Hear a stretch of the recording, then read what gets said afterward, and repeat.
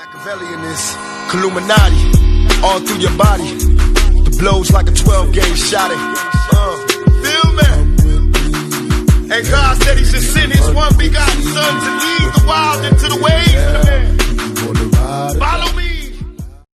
Yo les postos, c'est Sacha, bienvenue dans cette nouvelle vidéo. Info exclusive, Sadio Mané a dit oui à Zinedine Zidane. La presse espagnole dévoile de nouvelles informations sur l'intérêt du Real Madrid pour Sadio Mané. Le joueur serait prêt à quitter la Mersey pour filer à Madrid. Ce n'est un secret pour personne, le Real Madrid prépare un mercato estival d'envergure. Zinedine Zidane et la direction merengue vont avoir une enveloppe colossale pour renforcer l'équipe. Et c'est surtout dans le secteur offensif que de nombreux joueurs sont attendus. Forcément, les noms de Kylian Mbappé et de Neymar sont rapidement revenus sur le devant de la scène, mais si on se fie à Marca, le club de la capitale espagnole n'a pas l'intention de passer à l'attaque pour le champion du monde français cet été. De son côté, le père de Neymar a confié qu'il est déjà en train de parler d'une prolongation avec le Paris Saint-Germain, sauf problème, c'est que Neymar a déjà prolongé, voilà. Donc, tout porte à croire que les merengues vont devoir se rabattre sur d'autres pistes, et cela semble de toute manière être le projet de la direction, puisque le club serait déjà repassé à l'attaque pour Sadio Mané. Mané estimerait que son cycle à Liverpool est terminé. Le joueur plairait notamment à Zinedine Zidane, qui le voulait déjà par le passé. Marca dévoile ce mardi que Sadio Mané est l'un des joueurs qui a le plus de chances d'arriver à Madrid lors des prochains mois. Le média espagnol explique notamment que le Sénégalais a faim de titre et que la présence de Zinedine Zidane à Madrid serait décisive. Très à l'aise à Anfield avec Jürgen Klopp, il serait tout de même prêt à quitter la Mersey pour le Real afin de franchir ce dernier palier qui le placerait parmi les références au niveau mondial. Mané est décidé à s'en aller avec Zidane après 4 ans à Liverpool. Titre même le quotidien madrilène. Actuellement, le joueur des Reds semble donc être la piste la plus chaude pour le Real Madrid. La sanction imposée à Chelsea pour compliquer, à l'époque on se rappelle l'arrivée d'Eden Hazard. Zinedine Zidane aurait donc sous ses ordres un joueur capable d'apporter de la vitesse, du déséquilibre et beaucoup de buts. On peut imaginer qu'il viendrait remplacer un Gareth Bale annoncé partant. Donc affaire à suivre dans les prochains mois, mais c'est bel et bien l'objectif numéro 1 du Real Madrid à l'été 2020, Sadio Mané. Et pour finir à ce sujet, comme on vous l'avait dit ce matin, Florentino Pérez serait prêt à mettre 145 millions sur la table pour Sadio Mané, de quoi vraiment convaincre Liverpool de le laisser filer, parce que je pense que ce soit Salah, Firmino et Sadio Mané, Liverpool ne pourra pas garder les trois en même temps. Il y en a un des trois qui partirait, et c'est Sadio Mané qui serait favori pour quitter en premier Liverpool contre un chèque de 145 millions d'euros.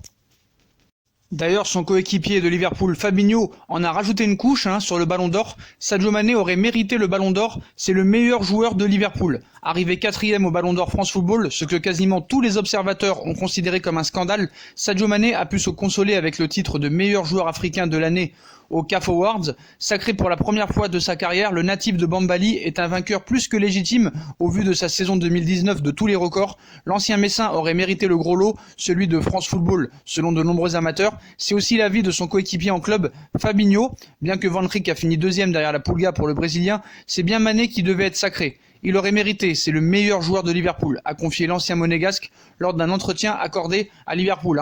De quoi encore motiver le Real Madrid pour l'acheter la saison prochaine.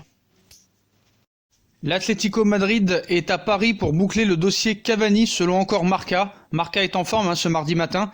Marca a annoncé que l'Atlético Madrid a un plan B à la piste Edinson Cavani pour renforcer son attaque avec Alexandre Lacazette, attaquant de 28 ans d'Arsenal, mais le même journal affirme cet après-midi que Miguel Ángel Gil Marin, président général du club espagnol, s'est déplacé à Paris pour tenter d'avancer dans le recrutement du buteur de 32 ans du Paris Saint-Germain. Miguel Ángel Gil Marin est à Paris pour tenter de boucler le dossier Cavani. L'attaquant du PSG est l'objectif principal des Colchoneros pour se renforcer sur le mercato d'hiver.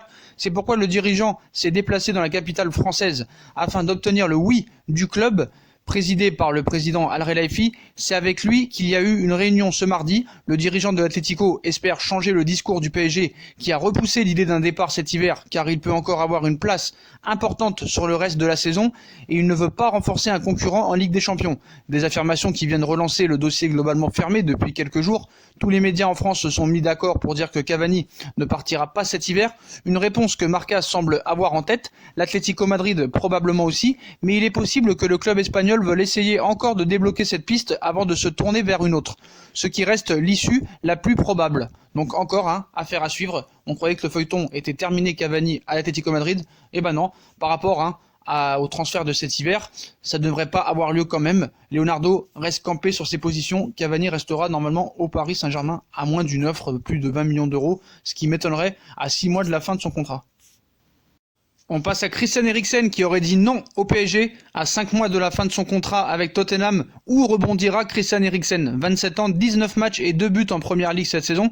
Vraisemblablement pas du côté du Paris Saint-Germain, mais du côté de l'Inter de Milan, à qui il a récemment donné son accord pour le transfert dès le mois de janvier.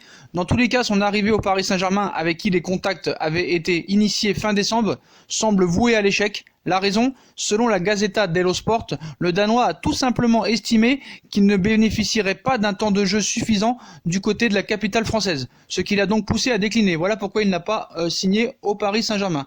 Donc on pourrait dire, voilà, il n'y a pas que l'argent qui l'intéresse, vu que apparemment le PSG lui proposait 5 millions d'euros de plus de salaire que l'Inter de Milan, mais monsieur Eriksen veut jouer tous les matchs. Donc est-ce qu'il n'est pas assez fort pour ça? Je n'en sais rien. En tout cas, Eriksen aurait dit non au Paris Saint-Germain. Toujours au PSG, Zidane et Florentino Pérez sont décidés à contrarier le PSG et Leonardo pour la succession de Thiago Silva. Alors que Leonardo s'intéresserait à Kalidou Koulibaly en cas de départ de Thiago Silva à l'issue de la saison, le Real Madrid aurait également des vues sur l'international sénégalais du Napoli depuis très longtemps. Titulaire indiscutable du PSG, Thiago Silva n'est pas assuré de rester dans la capitale cet été. En effet, l'international brésilien verra son contrat prendre fin juin prochain et Leonardo n'est pas pressé d'ouvrir les négociations avec ses représentants. Le directeur sportif du PSG aurait des doutes sur Thiago Silva et attendrait les prochaines échéances du club de la capitale en Ligue des Champions pour trancher sur son cas. En attendant, Leonardo resterait attentif aux prestations de Kalidou Koulibaly à Naples, mais il ne serait pas le seul. Le Real Madrid garde un œil sur Koulibaly.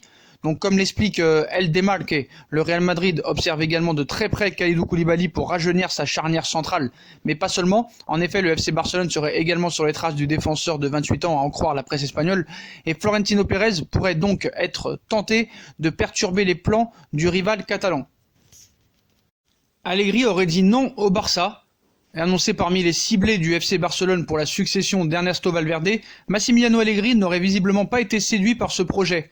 Donc Thomas Tuchel joue gros aussi face au Borussia Dortmund. L'Allemand n'a plus le droit à l'erreur et pourrait voir son avenir s'obscurir dans la capitale si le PSG subit un nouveau revers en Ligue des Champions, et Leonardo aurait déjà quelques idées en cas de départ de Tuchel. Leonardo a déjà échangé avec Allegri, un homme qu'il apprécie particulièrement et qui se retrouve très courtisé sur le marché. Libre depuis son départ de la Juve, Allegri est en effet annoncé aux quatre coins de l'Europe.